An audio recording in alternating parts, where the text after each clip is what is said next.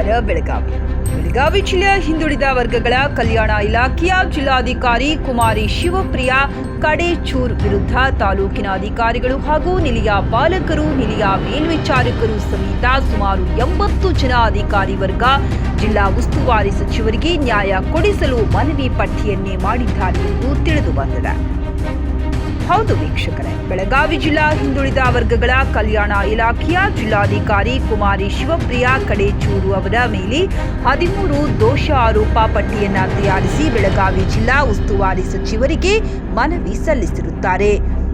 ಯಾವ ಸಂದರ್ಭದಲ್ಲಿ ಯಾರ ಮೇಲೆ ಆರೋಪ ಹಾಕಿ ನೋಟಿಸ್ ನೀಡುತ್ತಾರೋ ಅಥವಾ ಅಮಾನತಿಗೆ ಶಿಫಾರಸು ಮಾಡುತ್ತಾರೋ ತಿಳಿಯುತ್ತಿಲ್ಲ.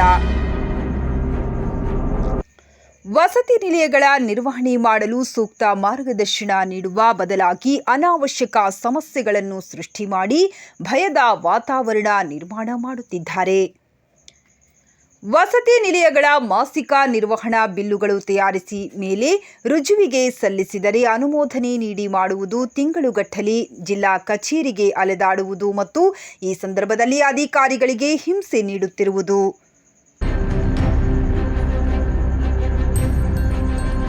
ಇವರು ಹೇಳಿದಂತೆ ಒಪ್ಪಿದರೆ ಮಾತ್ರ ಬಿಲ್ಲುಗಳು ತಯಾರಿಸಿ ಮೇಲ್ರುಜುವಿಗೆ ಸಲ್ಲಿಸಿದರೆ ಮಾತ್ರ ಸಹಿ ಮಾಡುತ್ತಾರೆ, ಇಲ್ಲಾದರೆ ಯಾವುದೇ ಕಾರಣಕ್ಕೂ ಮೇಲ್ರುಜು ಮಾಡುವುದಿಲ್ಲ.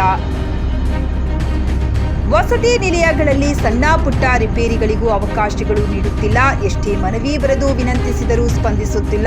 ಏನಾದರೂ ತೊಂದರೆಗಳಾದರೆ ಇನ್ನುಳಿದವರ ಮೇಲೆ ಹಾಕಿ ನನಗೇನು ಈ ವಿಷಯಗಳ ಬಗ್ಗೆ ಗೊತ್ತಿಲ್ಲ ಅಂತ ಹೇಳಿ ಭಯಪಡಿಸುತ್ತಿದ್ದಾರೆ. ಈ ಅವ್ಯವಸ್ಥೆಯ ಬಗ್ಗೆ ಯಾರಾದರೂ ಪ್ರಶ್ನೆ ಮಾಡಿದರೆ ಅಂತ ಸಿಬ್ಬಂದಿಗಳನ್ನ ನೇರ ಟಾರ್ಗೆಟ್ ಮಾಡಿ ಹಿಂಸೆ ಕೊಡಲು ಪ್ರಾರಂಭಿಸುತ್ತಾರೆ, ಅಮಾನತು ಶಿಫಾರಸು ಮಾಡುತ್ತಾರೆ. ಇದರಿಂದ ಬೇಸತ್ತು ಅಧಿಕಾರಿಗಳು ಜಿಲ್ಲಾ ಕಚೇರಿಗೆ ತಮ್ಮ ಸಮಸ್ಯೆಗಳನ್ನ ಹೇಳಿಕೊಳ್ಳಲು ಹಿಂಜರಿಯುತ್ತಿದ್ದಾರೆ.